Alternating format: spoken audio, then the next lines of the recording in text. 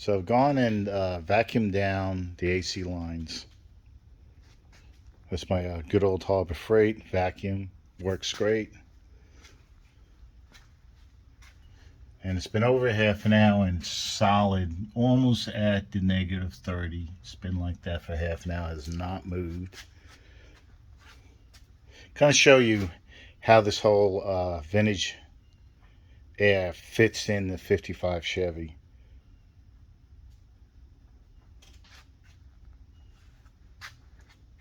This part here fit good. I didn't have to make any modifications. One of the things that I do have is I have this bigger radiator from US Radiator. But let's see if I can come around this way and show you a few things. So my dryer is right down there. And behind it is the high pressure line. So what I have going on here is I've had to change coming out of the compressor, because I have the compressor down here. So I have a low mounted on the passenger side, the compressor. This fitting here, which is the low pressure, it's a number 10.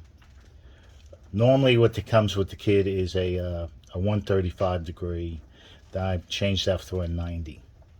The one on the other side, sorry about that, get my hands in the light. I don't know if you can see it down there, but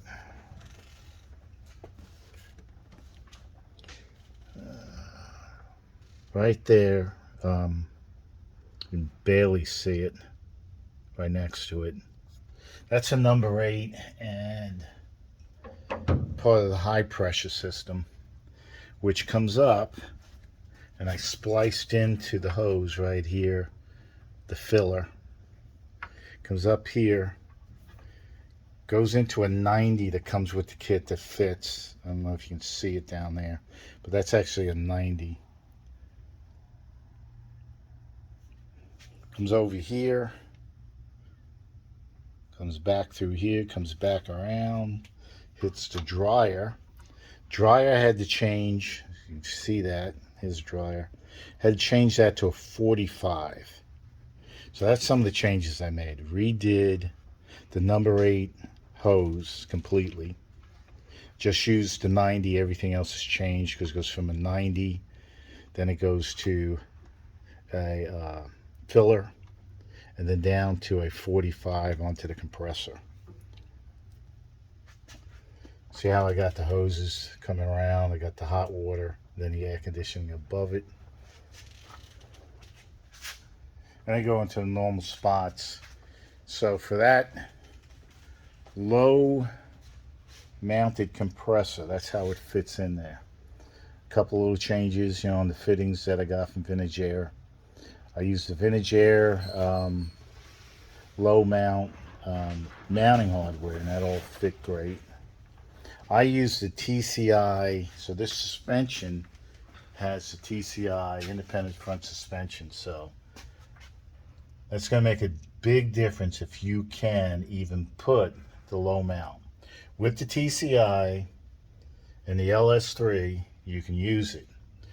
I don't know about any other cross members, just the one I got. Some of the other mods I had to make, and let me grab the light.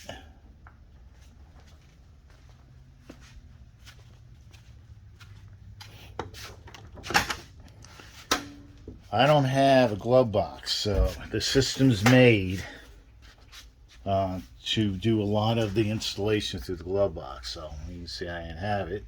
I had to make a new, let's see if I can show you. Hold on a second.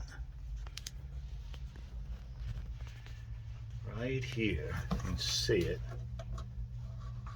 I put this flange and I welded it on to their mounting bracket. Totally changed their bracket, used half of theirs, and then I added a piece to it.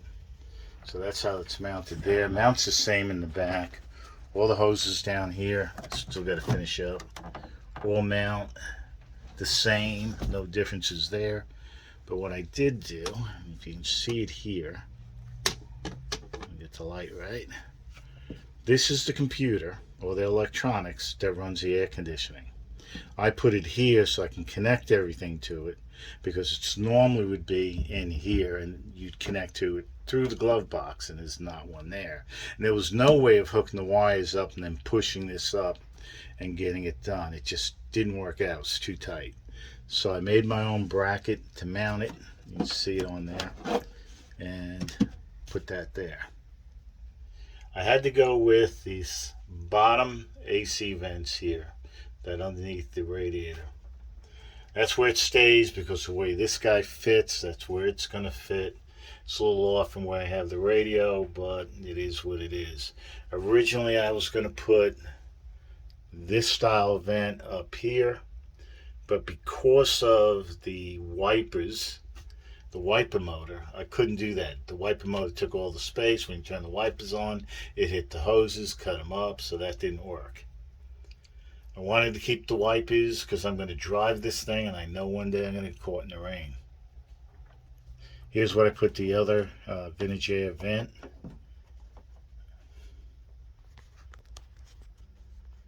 And way down the other side, you see the other one. And then I'm going to go around the other side, so I'm going to pause for a second. Let me show you something. So what I wanted to show you on the inside is the vintage air controls. Good thing about those, they just run a cable from here to where I put the computer. The vents here, I guess that's in the middle. I had to put the radio off. They fit right. Originally I was going to put the vents like the ones I have over there. I was going to have two here. So I had two for the driver, two for the passenger. But I ran into too much, ran out of space behind the dash because of the wiper motor. So that didn't work, and I had to redo the dash and get rid of it. I'm trying to see if you can see that in there. But this thing goes and moves around, so when it moves around, you got to make sure it doesn't hit anything. So the things I had to do different, didn't have a glove box, so I had to put the computer here, the controllers, electronic controller, run the cables to it. The power cables are here, still got to hook those up. There's a few others I got to hook up. This unit here mounted from their mount, which would mount inside by the glove box. Because I don't have a glove box, I had to flatten their mount out, add a piece to it, and it's actually mounted from underneath here. See if I can show you. Right there. So I put that on it, and that's how it screws in and holds this side. Most of the stuff on the inside went pretty well. My heater hoses were slightly off from their diagram, just the way the car was made. So your heater hoses might not be in the same spot that they used when they did their diagram. That basically moved this guy a little bit. Didn't really affect anything. I got it where I want it. Gives me space to put everything. Good thing is I did the leak down test, and I'm not getting any leaks. It's been holding for almost an hour now at almost at a -30. So really like the way this worked. It's not really made to go here. This is where the ashtray was. I cut the ashtray out. I cut the mounting on the back out so this guy would fit. I think normally it goes over here where the other controllers were. But all in all, yep, anything you do that's different, you got to make modifications, but at least Vintage Air gave me enough hoses to get everything to work.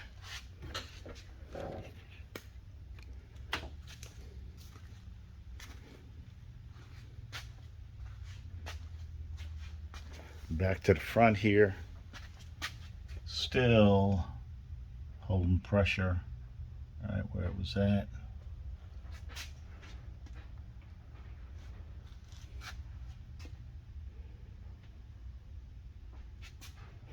And take the hoses off my gauges.